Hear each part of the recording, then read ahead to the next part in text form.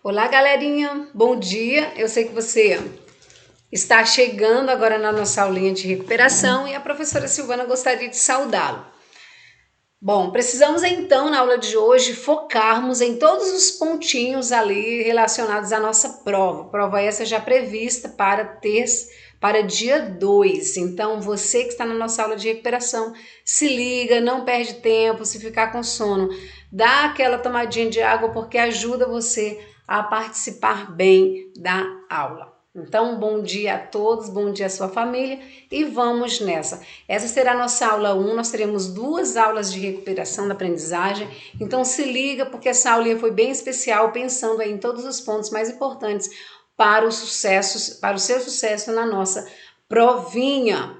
Então vamos lá, é preciso retomar alguns conceitos. O primeiro conceito é de feudalismo e já sabemos que o feudalismo foi esse tempo histórico marcado do século V, basicamente até o século XV, no todo do conjunto da Idade Média. Essa é a Idade Média, mas ele se prende, se consolida entre o século IX e o século X. Tá? É importante lembrar disso. A Idade Média durou 1000 anos, basicamente, mas o feudalismo foi se construindo desde a presença dos germanos no século V e ele se consolida como essa forma de governo, né, de economia que dava esse modelo, né, que construiu a economia e a sociedade no feudalismo no século IX e X.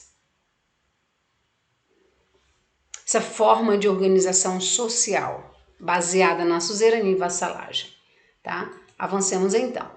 Bom, como característica, galera, não esqueça, o feudalismo, estava muito preso às relações de suzerania e vassalagem. Professor, eu esqueci o que era isso. Se você estudou em uma das nossas aulas, você lembra daquele esquema que a professora já trouxe. O rei era o vassalo dos vassalos, mas cada indivíduo na sociedade, especialmente os nobres, podiam ter pessoas dependentes dele. E é essa dependência que foi chamada de relação de suzerania e vassalagem. Lembrando que se você, de modo bem claro, o professor vai dar um exemplo da sua casa.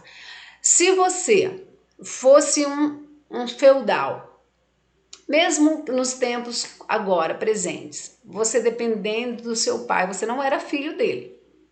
Pensa assim, eu não sou filho do meu pai, mas eu moro nessa casa, mas dependo dele. Nessa relação de suzerania e vassalagem, você seria o vassalo e seu pai o suzerano. Por quê?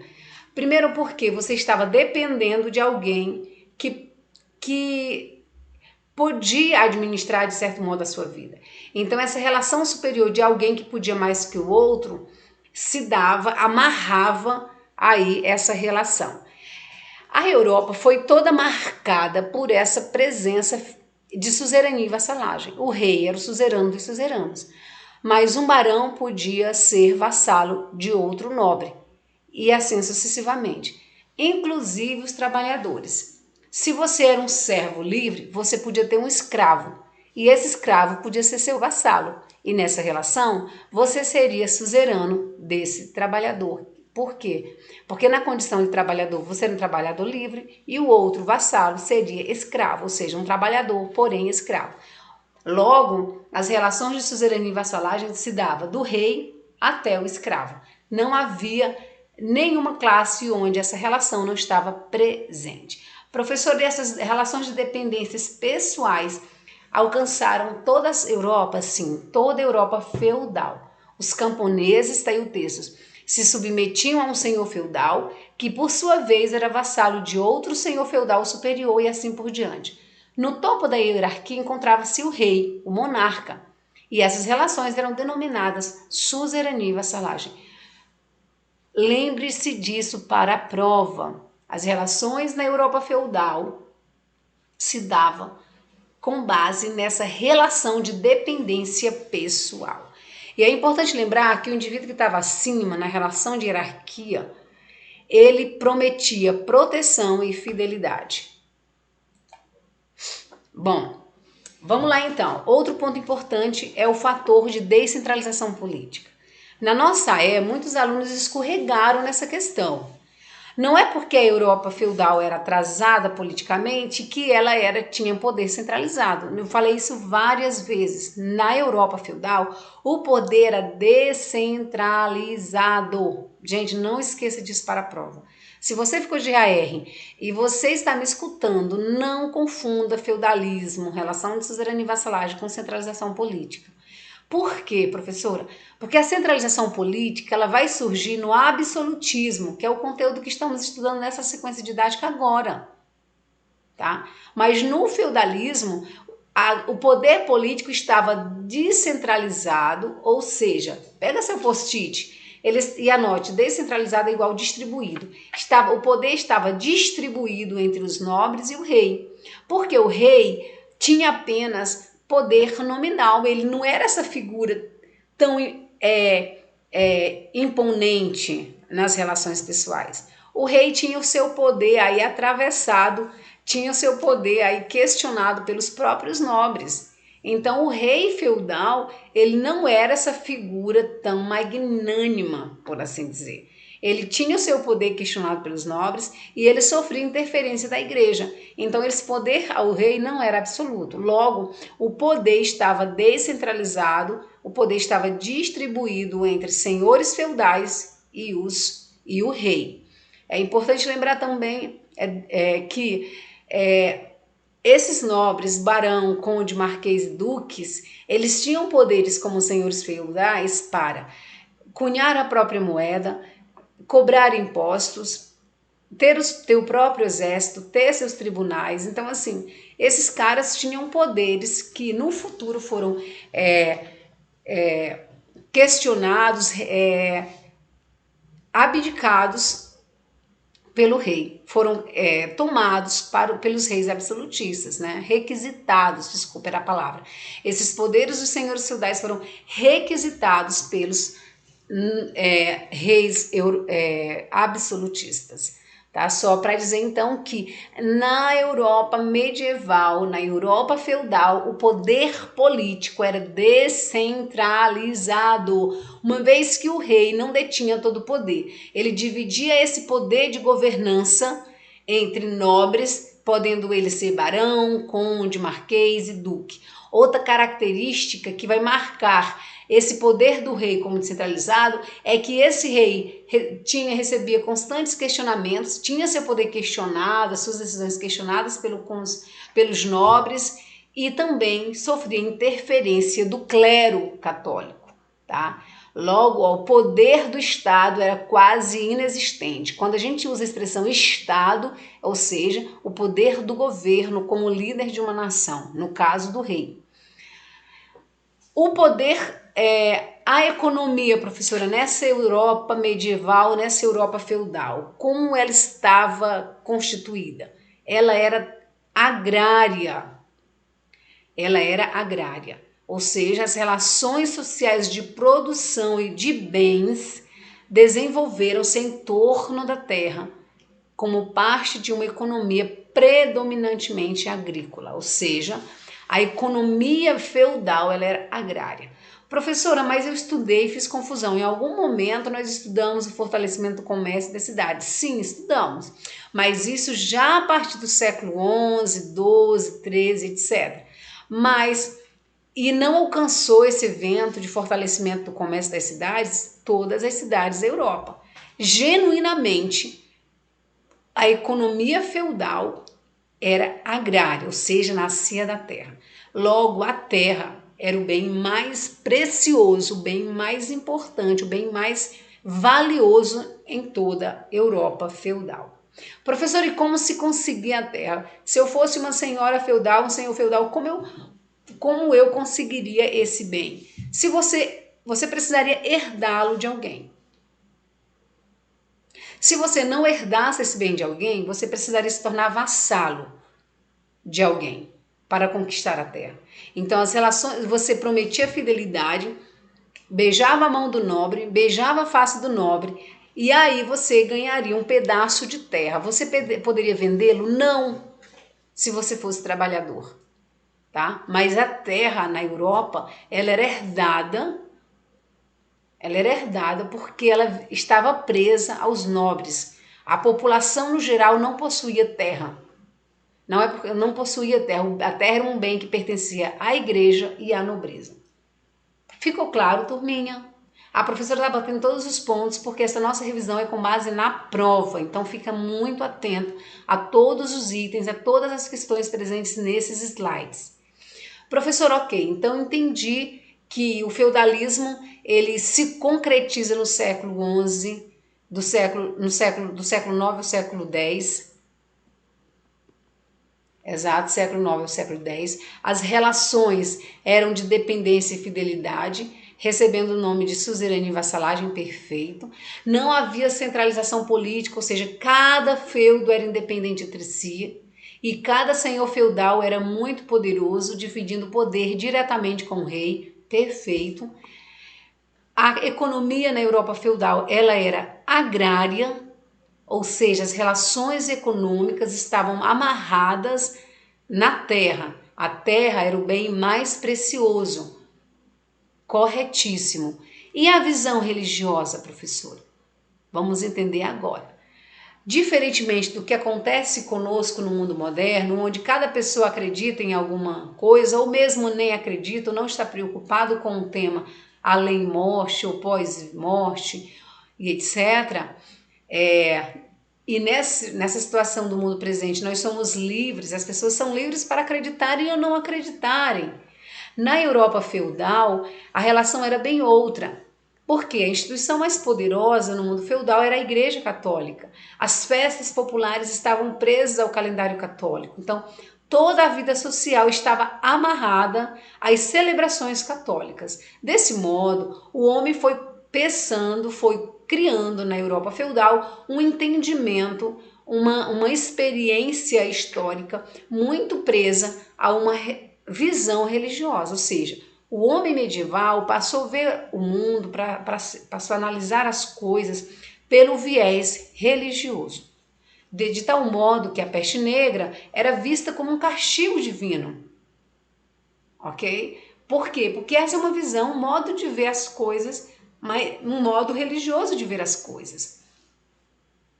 Ficou claro, turminha? Muito bem, avancemos então.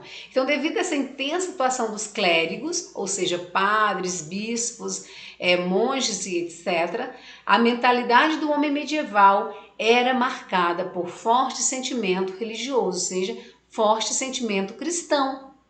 Ficou claro? Forte sentimento cristão. A ideia medieval estava marcada com isso. Professor, então, já entendi. A visão medieval não era laica, ela estava presa, ou seja, diferente do mundo atual, as pessoas estavam presas a um pensamento religioso, certo? E como essa sociedade estava organizada? Como a nossa? Não estava organizada como a nossa. A sociedade medieval estava dividida em ordens, ou seja, grupos distintos. Outro nome que pode aparecer na prova de vocês, anota aí, ó, estamentos. O que seriam esses estamentos, professoras? Grupos. O primeiro grupo era o clero, o segundo grupo era a nobreza e o terceiro grupo, os trabalhadores. Então, a sociedade medieval foi rigidamente separada em 3 grupos distintos. O clero, por assim dizer, era o mais simples, né? Que eram os membros da igreja, era o clero quem lidava com os temas religiosos, eram os clérigos que lidavam com a administração da igreja, com os bens da igreja, e tinha muita influência sobre toda a sociedade. Quem estava no topo do clero? O Papa, como rei universal, ok? Então o Papa, ele era uma espécie de rei universal. Professora, quando que o Papa deixará de de ser visto desse modo, ser visto como um rei universal? Apenas a partir do século XVI, quando os reis absolutistas já se projetarem na Europa, porque muitos reis vão romper com a igreja e ganhar poder político. Então o Papa, ele perderá prestígio político e deixará de ser considerado esse rei universal. Na Idade Média, ele era a figura mais importante politicamente, porque ele estava no topo. E uma vez que o rei medieval dividia os poderes com a nobreza, o Papa não dividia poderes com ninguém, ok? Ficou claro, turminha? Então, se você está me escutando, preste bastante atenção. O topo da sociedade feudal estava marcado pela figura da Igreja Católica. Ok, compreendido isso, vamos então falar da nobreza. Quem era a nobreza? A nobreza eram homens, condes, duques, marqueses e etc., donos de terra. Não se ocupavam em trabalhar, mas a principal atividade eram atividades de defesa, atividades militares, atividades de guerra. Lembrando que os nobres eram privilegiados, eles não pagavam impostos. Entre os nobres havia uma hierarquia? Sim.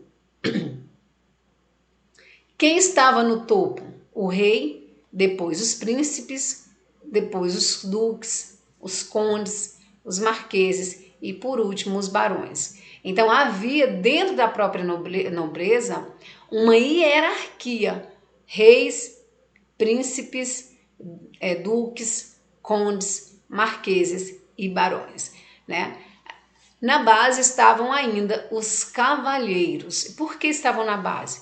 Porque em tempos de paz, em tempos de guerra, desculpa, eles se dedicavam à proteção dos nobres. E outro detalhe, porque eles estavam na base.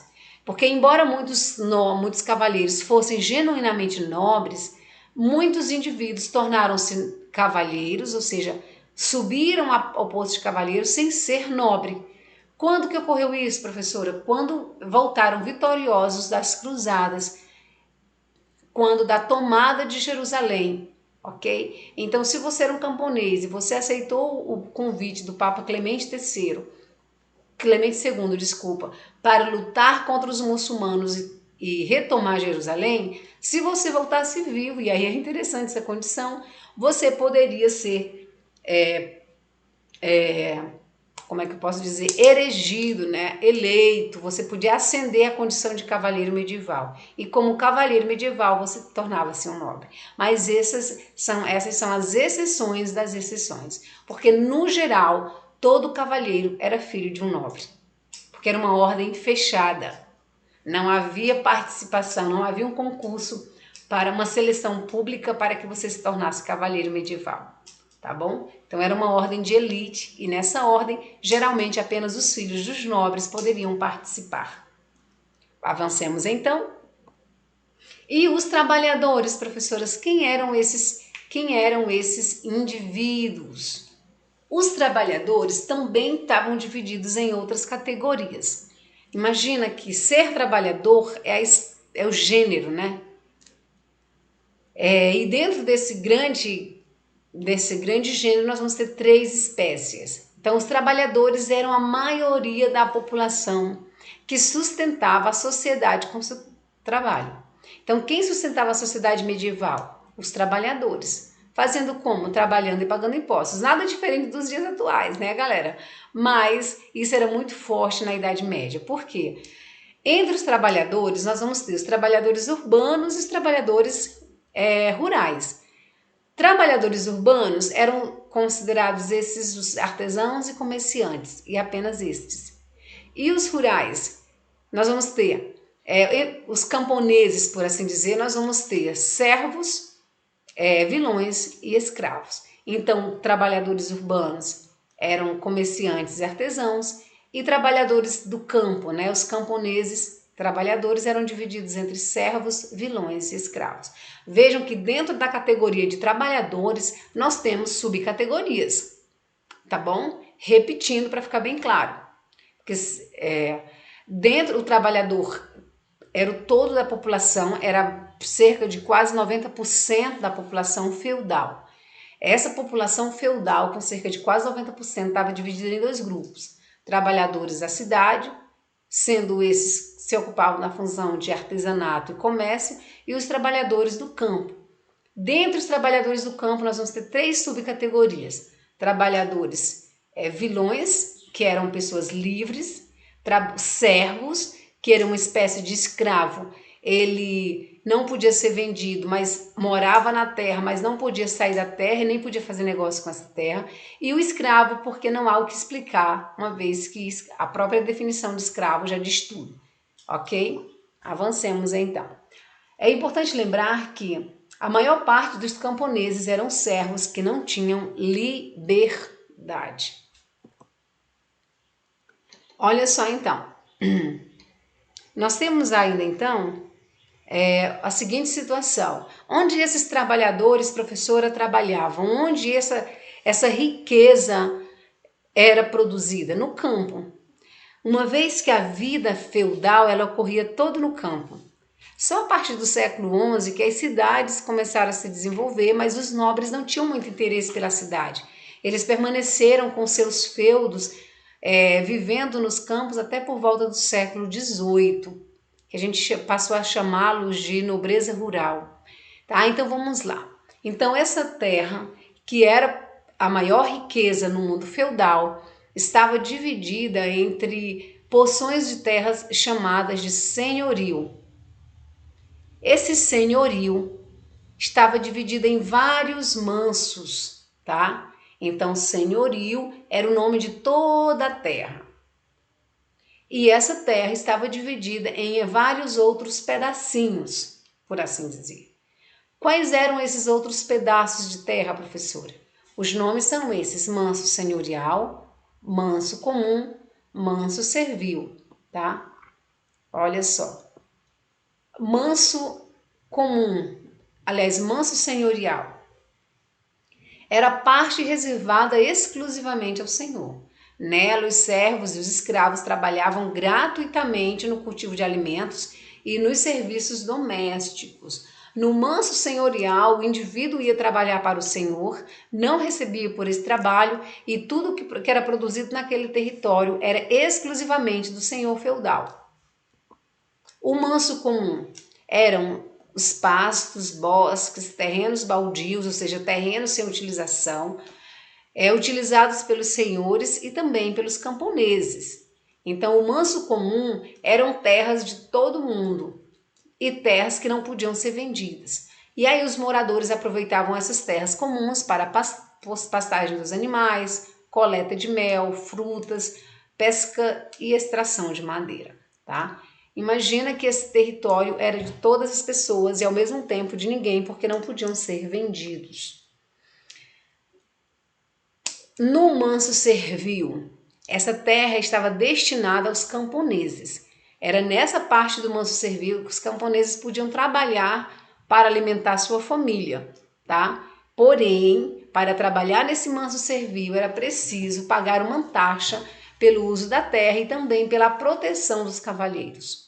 Então, o trabalhador ele trabalhava de graça para o Senhor e ainda pagava para trabalhar nessa terra para poder ter o que comer.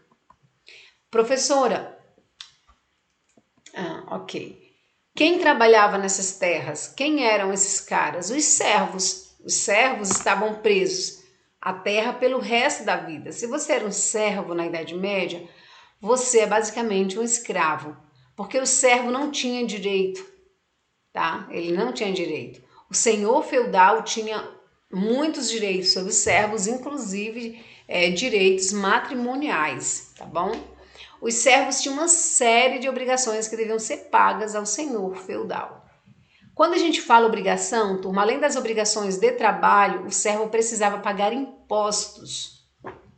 A vida do servo feudal era muito cruel, muito difícil, tá? Então, que impostos que impostos esse servo pagava ao senhor feudal? A corvéia, a banalidade, a corvéia, a talha e a banalidade. Porém, para efeito da nossa prova, nós vamos trabalhar com dois, mas lembre-se que a corvéia, a talha e a banalidade eram impostos devidos ao senhor feudal. Então, a corvéia, ela era obrigada na corvéia, né? O servo era obrigado a trabalhar no manso senhorial gratuitamente 2 vezes ao dia. Corvéia, 2 vezes ao dia. Quantas vezes por semana? 3 vezes por semana. E as banalidades? Era um tipo de pagamento de imposto. pelo uso dos bens que o senhor possuía, como, por exemplo, o uso do moinho e outras instalações senhoriais. Ou seja, o senhor feudal ele possuía instrumentos, bens, posses. Então, para você usar esses bens que o senhor feudal possuía, você precisava pagar uma taxa. Era banal? Não, não era banal, né, galera? Era um tipo de imposto muito importante e que obrigava esse senhor, esse servo, para pagar, ter que usar, por exemplo, o moinho, a charrua, a carroça. Então, tudo que o senhor possuía, o servo precisava pagar por isso, ok? E é isso aí. A gente encerra então a nossa revisão. A professora fez com muita calma, nem trouxe desenhos como nas aulas anteriores, mas para que vocês se prendam muito ao texto, leiam com calma. Esse material já foi descarregado no AVA, já está presente, então assista, leia, releia, ficando dúvidas, comenta que a professora responde lá no chat, e de modo que você tenha muito sucesso na provinha na próxima semana. Se liga no horário, não perde a prova, tá bom? Beijo no coração de vocês. Tchau!